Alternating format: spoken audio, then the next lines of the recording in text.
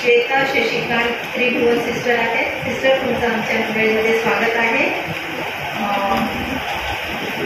पुढे बसलेल्या आहेत, त्यांच्याबरोबर त्यांच्या आई पण आहेत, त्यांचे भाऊ आहेत आणि त्यांच्या मंडळीच्या काही लोकही आलेले आहेत. तर तुमच्या सर्वांचं आमच्या मंडळीमध्ये स्वागत आहे. गेल्या 40 वर्ष त्या अध्यापिकेचा त्यांचा अनुभव आहे. 4 वर्षाचा त्यांनी बिब्लिकल कोर्स केलेला आहे. तसंच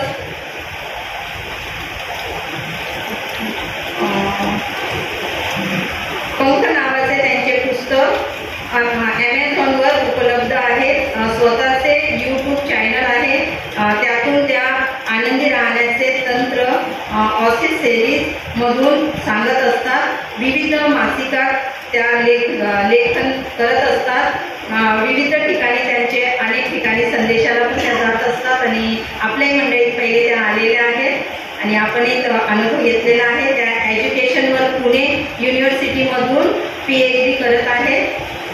त्या मुंबई युनिव्हर्सिटीमधून लॉ करत आहेत. तुम्हाला शुभेच्छा आहेत आमच्याकडून. आणि त्यांची मुलगी वृद्धी श्वेता शशिकांत त्रिभुवन आहेत. त्या MBBS आहेत. त्यांनाही आमच्याकडून त्यांना शुभेच्छा द्या आणि तुमचं आमच्या मंडळीमध्ये स्वागत आहे. यावेळेस आपण आपल्या वचनाकडे वळणार आहोत आणि मी सिस्टरांना विनंती करते की त्या पुढे येऊन वचनाचा मागणं आपल्याला देतील.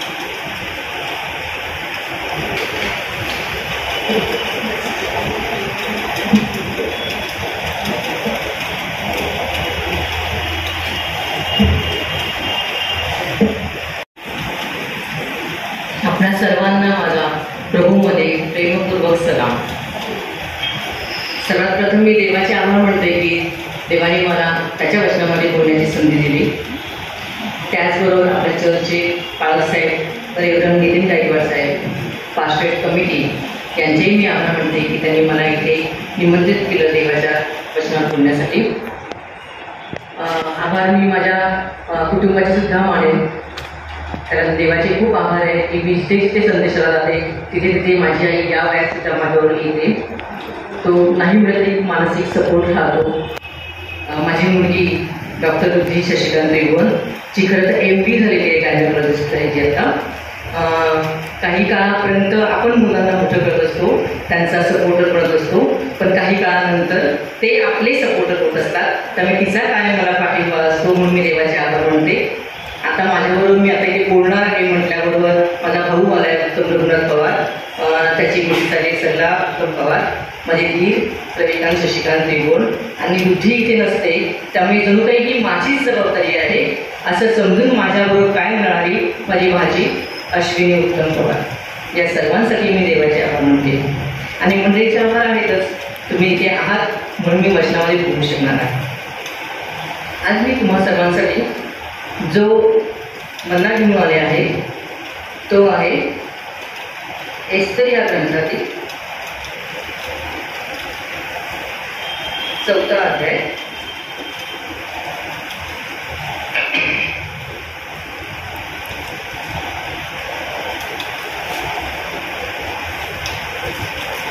बारा ते 17 वचन.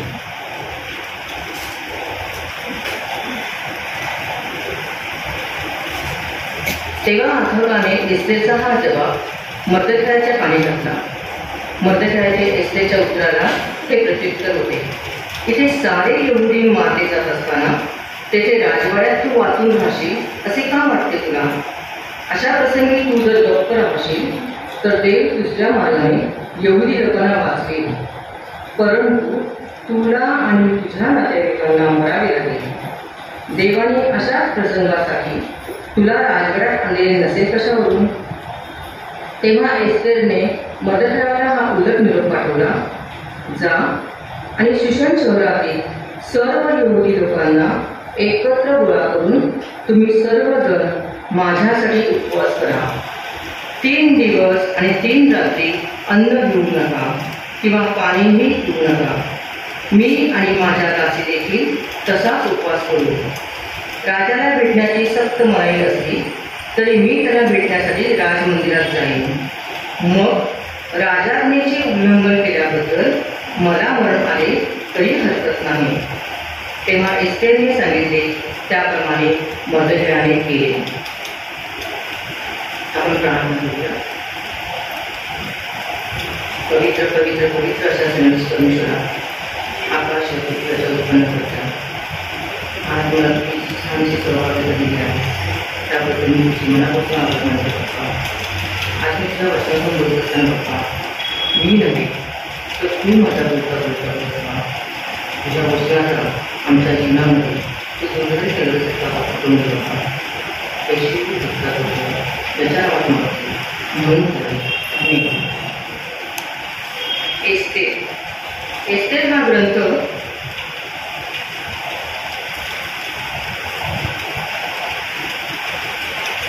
अशी आख्यायिका आहे की मॉरिकल लेखक असावा.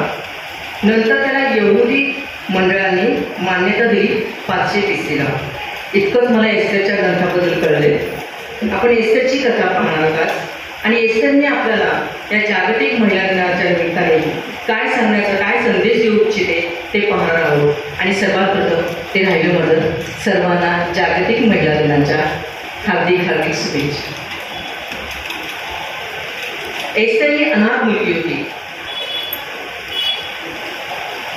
आता जो शास्त्रपाठ वाचला त्याच्यामध्ये एका बायबलमध्ये पवित्र शास्त्रामध्ये असं लिहिले की तिला दत्तक घेतलं होतं मॉर्देखायाने. एका बायबलमध्ये मी वाचलं की ती त्याची चुलत बहीण होती आणि ईश्वर परिविज्ञानामध्ये आम्ही वाचले की मॉर्देखाय तिचा चुलता काका होता. असं आपण वाचतो एस्तेरबद्दल. पण एस्तेरबद्दल एक गोष्ट नक्की होती की तिचे आई वडील वारले होते आणि मॉर्देखायाने तिचा सांभाळ केला होता.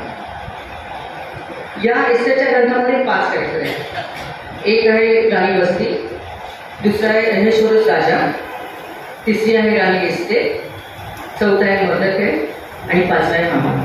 हे पूर्ण एस्तेर ग्रंथ हा या 5 कॅरेक्टरवर अवतीच फक्त फिरत राहतो. एस्तेरचे आई वडील वारल्यानंतर मॉर्देखायाने एस्तेरला मारलं. त्यामुळे एस्तेर नेहमी मॉर्देखायाच्या आज्ञा पाळायची. मग जेव्हा राजा एका सुंदर चांगल्या कुमारिकेचा राणी म्हणून जेव्हा शोध घेत असतो, ते सेवक जेव्हा शोध घेत असतात तेव्हा मॉर्देखाय एस्तेरला सांगतो की तू सुद्धा यासाठी जा. खरं तर ती यहुदी होती त्यामुळे राणी म्हणून ती त्या क्रायटेरियामध्येच मोडत नव्हती. तिने तो विचार करणंच शक्य नव्हतं. पण मॉर्देखायाने तिला सांगितलं की तू यहुदी आहेस हे सांगण्याची गरजच नाही, तू ते सांगू नकोस, पण तू राजवाड्यात जा. आणि बघा ती जाते. ती नुसती जात नाही तर ती राणी होते, राणी एस्तेर. म्हणजे तिची एवढ्या सगळ्या लोकांमधून एवढ्या सगळ्या मुलींमधून तिची निवड होते. म्हणजे बऱ्याचदा यातून परमेश्वर काय सांगू इच्छितो असं मला वाटतं की बऱ्याचदा आपल्याला असं वाटतं की अरे एखाद्या ठिकाणी ॲप्लिकेशन करायचं आहे, नोकरीसाठी ॲप्लिकेशन घ्यायचं आहे किंवा ॲडमिशन घ्यायचं आहे आणि त्या क्रायटेरियामध्ये आपण मोडतो की नाही मोडत. मग मोडत नाही, समजा नाही मला ह्या काय जॉब मिळणार नाही, ह्या जॉबसाठी ज्या ज्या क्रायटेरिया त्यामध्ये काही बसत नाही.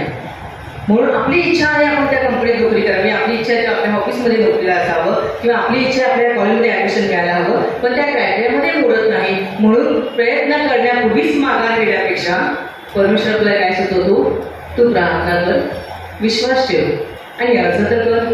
जर माझी इच्छा असेल, परमेश्वराची इच्छा असेल तर तिथे तुला नक्कीच ॲडमिशन मिळेल. जे राणी एस्तेरचं झालं कारण त्या क्रायटेरियामध्येच मोडत नव्हती. तिथे येऊन होती, ती तिथपर्यंत जाणंच शक्य नव्हती, पण ती राणी एस्तेर झाली कारण परमेश्वराची तशी योजना होती. आणि त्यासाठी तिने प्रयत्नही केले. नुसते प्रार्थना आणि विश्वासाने नाही तर कृती सुद्धा केली आणि परमेश्वराला कृती आवडते. तिने कृती केली, ती राजवाड्यापर्यंत पोहोचली आणि म्हणून ती राणी एस्तेर झाली. जसं आपण मिस युनिव्हर्स म्हणतो, मिस इंडिया म्हणतो, तिथे सुद्धा या ब्युटी विथ ब्रेन. तसं नुसतं फक्त सौंदर्य उपयोगाचं नाही तर बुद्धिसामर्थ्य सुद्धा महत्त्वाचं आहे. आणि या सगळ्या सुद्धा याच्यातून ती नक्कीच ताबूत सुलापून निघालेली असेल म्हणून ती राणी एस्तेर झाली. मग आपण त्यामध्ये असं पाहिलं की राजाच्या दरबारामध्ये हामान नावाचा सेवक होता. पण राजानंतर राजाने त्याला इतका काही मान दिला की तो राजानंतर तोच इतकं उच्च त्याला बनवलं, उच्च अधिकारी त्याला बनवलं. त्यामुळे आम्हाला असं वाटलं की जे काही आहे ना, म्हणजे राजानंतर जे काही निर्णय घ्यायचे, काही नियम करायचे, तर तो मला अधिकार आहे. तर प्रत्येकाने माझ्याकडे झुकलं पाहिजे ना, मला मुद्रा केला पाहिजे, मी आला तो उभं राहिलं पाहिजे आणि मला बघून असं थरथर कापलं पाहिजे. असं काही जे की आम्हाच्या डोक्यात होतं. म्हणजे एक गमेची बाधा त्याला दिली होती. पण हा मर्देखाई यहुदी होता आणि आपल्याला माहिती आहे यहुदी कोणापुढे झुकत नाही परमेश्वराखेरीज. त्यामुळे मर्देखाई काही त्याच्यासोबत समोर झुकत नव्हता. आणि आम्हाला तसं स्वतःला तसं इन्सल्टिंग वाटत होतं की अरे सगळे माझ्यापुढे मला मुद्रा करतायत, मी आल्यानंतर उभे राहतायत, मला बघून घाबरतायत, थरथर कापतायत आणि हा मात्र अगदी शांतपणे बसलेला असतो, हा मला काही मुद्रा करत नाही. तर याचा काहीतरी मला काहीतरी केलं पाहिजे.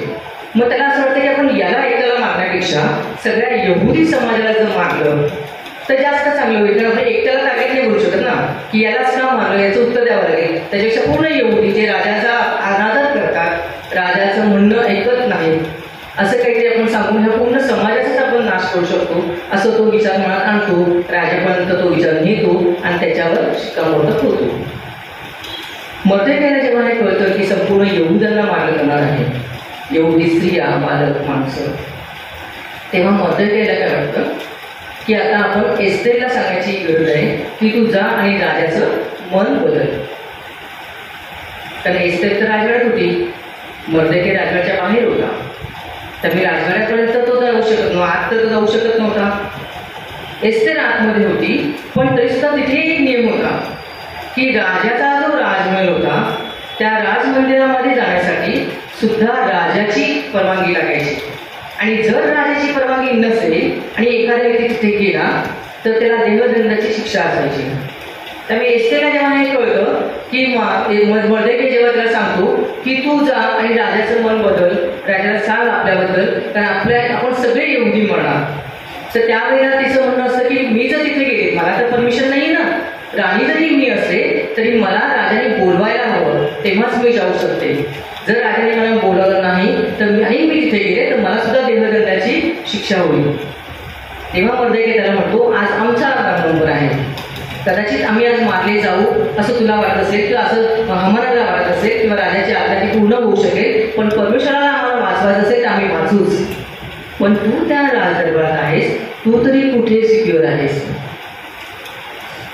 आज आमचा नंबर असेल, उद्या तुझा कशावर असणार नाही. आणि मग ते मर्देखाई तिला म्हणतो की तू इथे येण्यामागे, तू राजवाड्यात येण्यामागे, तू राणी एस्थेर बनण्यामागे देवाची कदाचित हीच योजना असणार आहे आणि म्हणून तू इथे आलेली आहेस. आपल्याला असं वाटतं का की आज तुम्ही जे इथे आलेले आहात ते देवाची योजना आहे? मी इथे जे आलेली आहे ती सुद्धा देवाची योजना आहे. तर मी तर म्हणते, मी हे खूप म्हणजे असं मला पक्क असं पटलेलं आहे की एखाद्या व्यक्तीला भेटणं, एखाद्या व्यक्तीशी बोलणं हे सगळं काही योजित असतं. ही सगळी परमेश्वराची योजना असते. तुम्हाला वाटतं, मला वाटतं म्हणून आपण भेटतच नाही. तुम्हाला वाटतंय, मला वाटतंय म्हणून मी आज इथे नाहीच. ही देवाची योजना आहे म्हणून मी इथे आहे. म्हणून तो पण मर्देखाई पण तिला तेच सांगतो की देवाची योजना आहेस म्हणून तू तिथे आहेस. त्यामुळे कधीच आपल्या डोक्यामध्ये ही गळची भावना जाता कामा नये की मी हिच्यासाठी खूप काही केलंय म्हणून ही इतकी मोठी झाली आहे आणि आता माझ्या गावाकडून बोलते किंवा आता मला माझ्याकडे दुर्लक्ष करते, मला निग्लेक्ट करते. तर मर्देखाईने पण हा विचार केला असता ना की ह्या मुलीला अनाथ असताना मी लहानसं मोठं केलंय, मी का सांगितलं तुझी यहुदी म्हणून सांगू नकोस आणि ह्या राजवाड्यामध्ये जाऊन तू त्या परीक्षेला सामोरे जा आणि म्हणून ही राणी झाली आणि मी मात्र राजवाड्याच्या बाहेरच आहे. ही गळची बाधा मर्देखाईला नाही झाली. त्याने त्याचं काम केलं, त्याने त्याची कृती केली आणि तो वेगळा झाला. तसं जेव्हा आपल्याला एखाद्यासाठी मदत करण्याची वेळ येते, मदत करावी लागते, संधी मिळते, तेव्हा हीच गोष्ट मनात ठेवली की ही मला मिळालेली संधी आहे की मी या व्यक्तीच्या उपयोगी पडू शकतो. कारण ही तुमची आणि माझी इच्छाच नसते, मुळात ही परमेश्वराची योजना असते. आणि म्हणून राणी एस्थेर तिथे आहे, ही परमेश्वराची योजना आहे. ही जाणीव जेव्हा मर्देखाईने एस्थेरला करून दिली तेव्हा एस्थेरने काय सांगितलं की ठीक आहे, मी हे काम करायला तयार आहे, पण त्याआधी मी राजाला जाऊन भेटण्याआधी आपण सगळेजण प्रार्थना आणि उपवास करूया. तू सगळ्या यहुदी लोकांना सांग की 3 दिवस आणि रात्र अन्न खाऊ नका, उपवास करा आणि प्रार्थना करा. मी सुद्धा इथे उपवास करेन आणि प्रार्थना करेन. 3 दिवस उपवास आणि प्रार्थना, आणि त्यानंतर मी तिथे जाण्याचा निर्णय घेते की तुम्ही हा उपवास करा आणि मग मी तिथे जाईन आणि तिथे गेल्यानंतर जर मला मरण आलं तरी चालेल, पण माझी लोक वाचली पाहिजे. हा तिचा भाव असतो. आज लेन पिरियडमध्ये आपण उपवास करत आहोत. तो उपवास करताना आपल्या मनात कोणता विचार येतो? एक परंपरा आहे, 40 दिवस आहेत हा उपवास केला पाहिजे. 40 दिवसामध्ये एक गोष्ट होऊ शकते, मी एकच वेळ दिले तर थोडीशी 4-5 किलो कमी होईल. आई करते, भाऊ करते, बाजूला करतो, आमच्या मंडळीतले एवढी लोक करतात म्हणून मी उपवास करतो, असा विचार असण्यापेक्षा की जे काही माझ्या आयुष्यामध्ये देवाने आत्तापर्यंत मला दिलेलं आहे, ग्रॅटिट्यूड, आजचा दिवस दाखवला, मी चर्चमध्ये येऊन बसू शकलो, तिथे लोकांना ती संधीच मिळालेली नाही, पण आपल्याला ही संधी मिळाली म्हणून देवाचे आभार. त्यासाठी सुद्धा 40 दिवस उपवास होऊ शकतात. आत्तापर्यंत केलेल्या चुका प्रार्थनेमध्ये त्यावेळेला खूप छान बोलल्या की माझ्याकडून चुकून का होईना कोणी दुखवायला गेला असेल, चुकून का होईना माझ्याकडून काही वाईट शब्द गेला असेल तर त्यासाठी मला माफ कर. तर त्या साऱ्या गोष्टी माफी मागण्याची संधी ही 40 दिवसामध्ये आपल्याला मिळते, जी आपण नेहमीच वापरतो. ॲक्च्युली 40 दिवसच असं नाही, आपण नेहमीच तसे करत असतो, पण त्या 40 दिवसामध्ये उपवासामध्ये ह्या गोष्टी लक्षात ठेवून जे मला हवं आहे आयुष्यामध्ये, पुढे मला जे करायचं आहे ते आपण मागत राहिलो तर असं नाही म्हणत का की देव आपल्या इच्छा नक्कीच पूर्ण करेल, आणि तो करतो. जर आपल्या इच्छा देवापर्यंत पोहोचल्या असेल तेव्हाही अवज्ञा आहे म्हणून नाही, पण तुम्ही मनापासून मागितलेलं आहे, विश्वासाने मागितलेलं आहे, तर परमेश्वर देताना हात अखडता घेत नाही. हा तुमचाही आत्तापर्यंतचा अनुभव असेल. मग 3 दिवस उपवास केल्यानंतर, 3 दिवस प्रार्थनेत झाल्यानंतर मग ती राजमंदिरात जाते. पण जाताना पण बघा ती कशी जाते, अशी चुकून घ्यायचा, ती राणीच्या वेशात जाते. म्हणजे राज दरबारामध्ये जो वेश करला पाहिजे त्या वेशात ती जाते.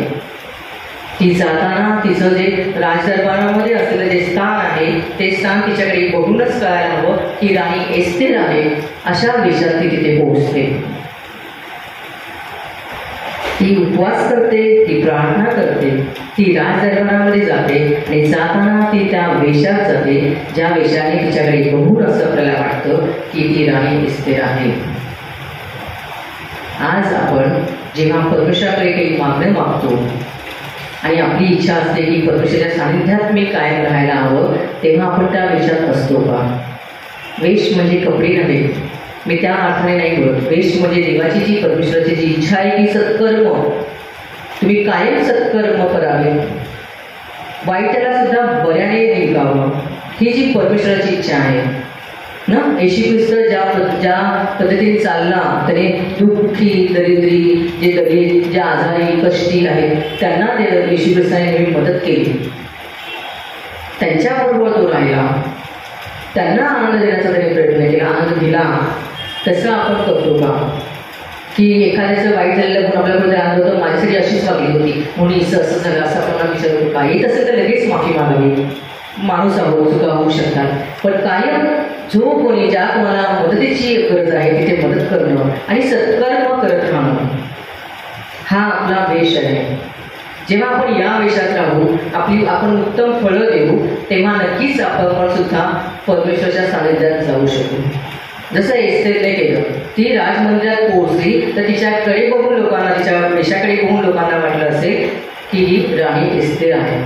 आणि जेव्हा राजाने तिला पाहिलं तेव्हा सुद्धा त्याने ओळखलं, आणि त्याचा एक मानदंड होता सोनेरी. तो मानदंड जर त्याने समोरच्याकडे केला तर त्या व्यक्तीला बोलण्याची संधी, नाहीतर त्याला देहदंड. म्हणजे तिला ही भीती होतीच आधी 3 दिवस उपवास करण्यापूर्वी की मी मरू शकते जर मी राजमंदिरात गेले तर, पण 3 दिवसाच्या उपवासानंतर आणि प्रार्थनेनंतर तिला इतका विश्वास होता की माझं राजा ऐकेल, तर परमेश्वर माझ्याबरोबर आहे. आणि राजाने ऐकलं तिचं.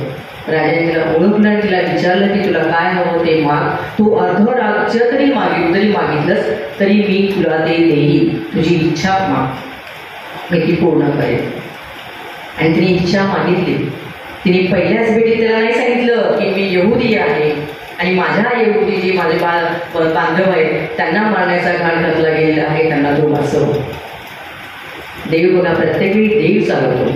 देवाने तिला किती चांगल्या तऱ्हेने चालवलं. देवाने तिला लगेच नाही सांगितलं की जाऊन तुझ्या प्रॉब्लेम सांग, त्याच्या सोल्युशन माग. मी त्याला सांगितलं ठीक आहे, मला माझी इच्छा आहे की तुम्ही माझ्याकडे मेजवानीला यावं. एक साधीशी अपेक्षा की मेजवानीला यावं, पण येताना हामानाला घेऊन यावं. हामानने काढलेली ऑर्डर होती ना, हामानने काढलेला ही ऑर्डर होती की सगळ्या यहुदी लोकांना मारण्यात यावं, म्हणून हामानला पण घेऊन यावं.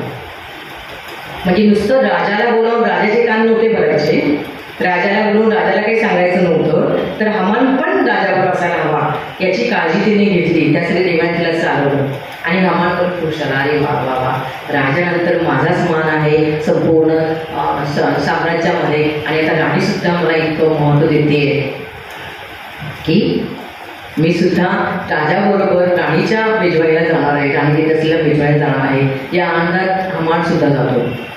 मेजवानी खूप छान होते, राजा खुश होतो आणि राजा पुन्हा तिला विचारतो की बघ, तू अर्ध राज्य जरी मागितलंस तरी मी तुला ते देईन. तुझी जी इच्छा आहे ती तू माग, मी पूर्ण करेन. एस्थेरने काय मागणी केली? उद्या पुन्हा तुम्ही मेजवानीला माझ्याकडे या, पण येताना हामानला घेऊन या. पुन्हा तिने हामानला आपल्याबरोबर आणण्याची इच्छा व्यक्त केली. राजा दुसऱ्या दिवशी पुन्हा तिच्याकडे मेजवानीला जातो आणि मग जेव्हा राजाने युवकांना विचारतो की तुझी काय इच्छा आहे ती माग, तुला हवं तर मी तुला अर्ध राज्य सुद्धा द्यायला तयार आहे. पुन्हा राजा तेच म्हणतो. तेव्हा मात्र एस्थेर म्हणते की मला, तेव्हा ती तिची ओळखही सांगते. तोपर्यंत तिने तिची ओळखही सांगितली नसते की ती यहुदी आहे.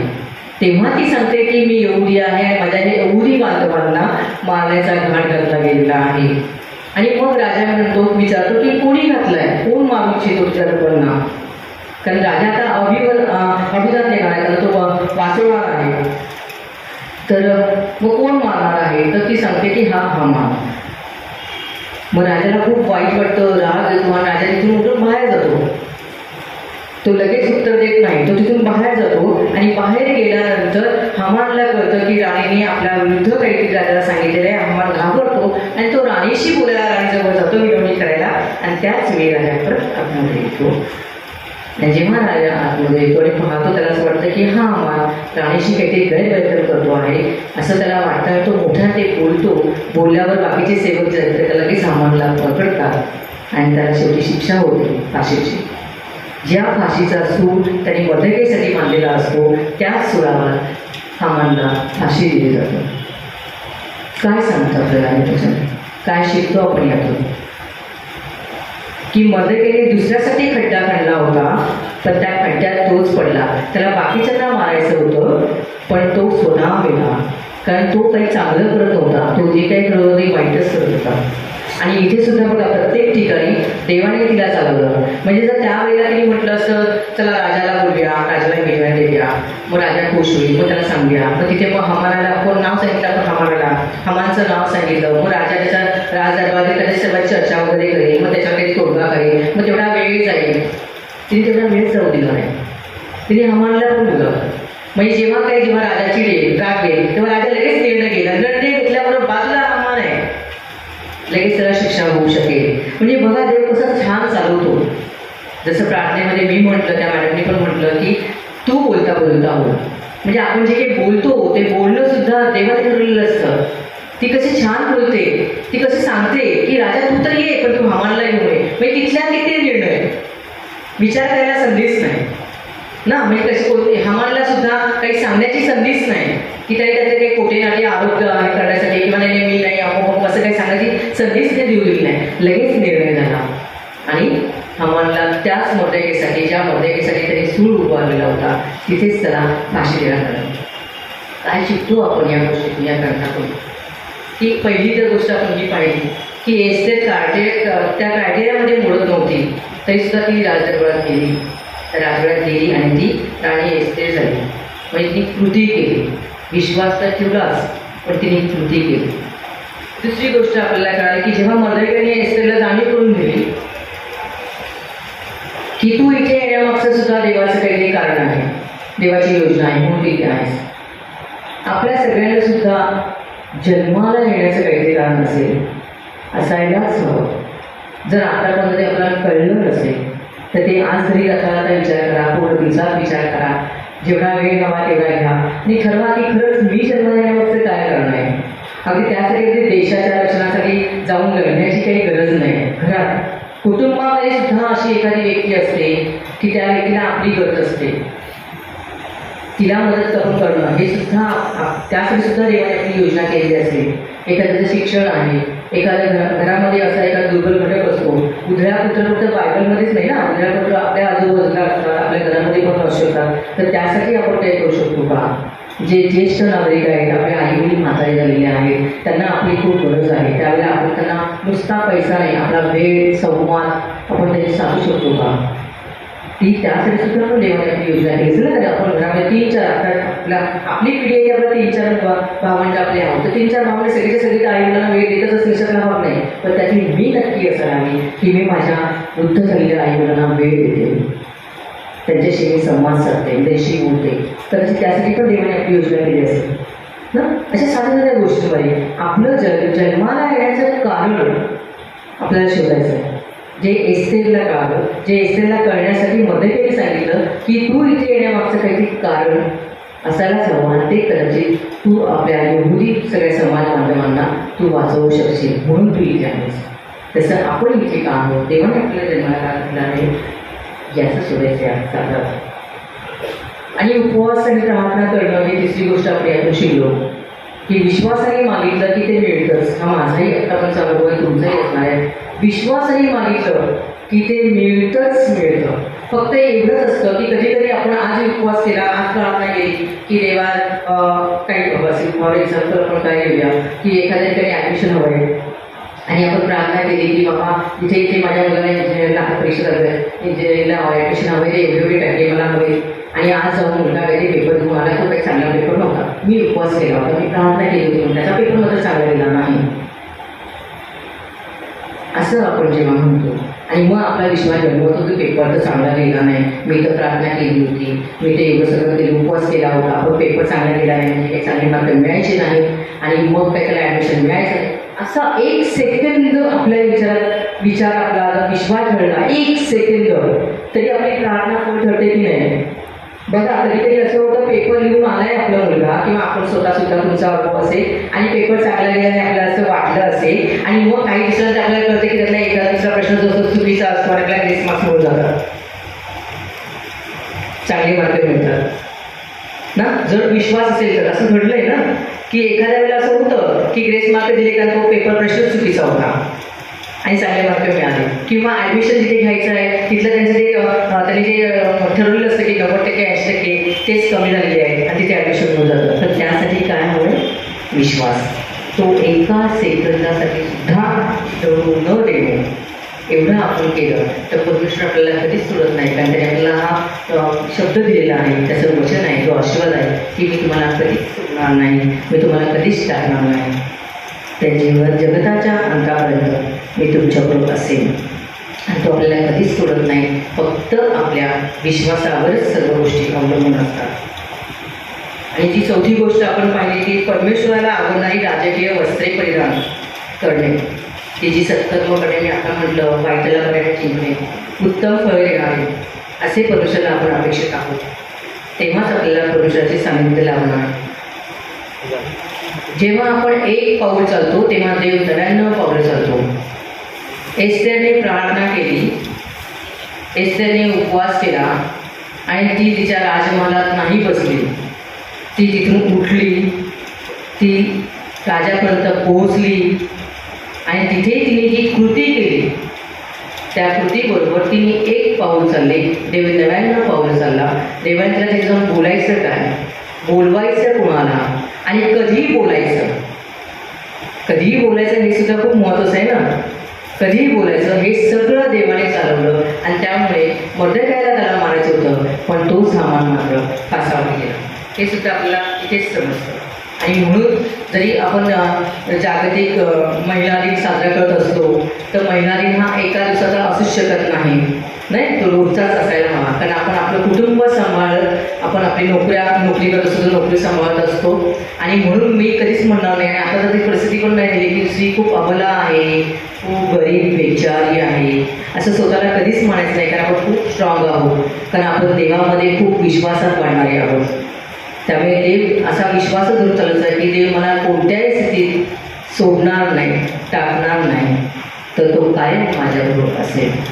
जो देवाने आपल्याला जो आशीर्वाद दिलेला आहे तो आशीर्वाद आपल्याला बरोबर घेऊन जायचा आहे. आणि एक शेवटचं वचन मी वाचेन की जसं हमानला फाशी दिली गेली, कारण मर्देखाईचा खरं पाहायला गेलं तर तिथला तो शत्रू होता ना. हमानलाच मर्देखाई आवडत नव्हता, त्याने मरावं असं वाटत होतं. त्याची कारण त्याची गळची बाधा होती वगैरे सगळं मान्य असलं तरी देव आपल्याला वचनामधून काय सांगतो, यशया 54:17, तुमच्यावर उगालेले कोणतेही शस्त्र कधीच विजयी होणार नाही, आणि तुमच्यावर न्यायालयात केलेल्या प्रत्येक खोट्या नाट्या आरोपातून तुमची सुटका होईल. देवाच्या सेवकांचा हा वारसा आहे, हाच आशीर्वाद मी तुम्हाला दिला आहे, असे प्रभू म्हणतो. आपल्याला देवानेच हा वारसा दिलेला आहे की आपण शत्रूकडे कधीच नामोहरण होणार नाही, आपल्या शत्रूकडे कायमच विजय होईल. कारण देवाने आपल्याला त्याच्या प्रतिरूपात घडवलेलं आहे. फक्त पुरुषाला घडवलंय का? नाही, स्त्रीला सुद्धा. आपण त्या सर्वांना तरी देवाच्या प्रतिरूपात बनवलेलं आहे. जर आपण सगळेजण त्याच्या प्रतिरूपात बनवलेलो आहोत तर आपल्या सर्वांमध्ये विश्वास तर असायलाच हवा, पण आपण सगळे स्ट्रॉंग आहोत. फक्त पुरुष नाही, स्त्री सुद्धा स्ट्रॉंग आहे. हा विश्वास घेऊन आपण घरी जाऊया. आम्ही थँक्यू.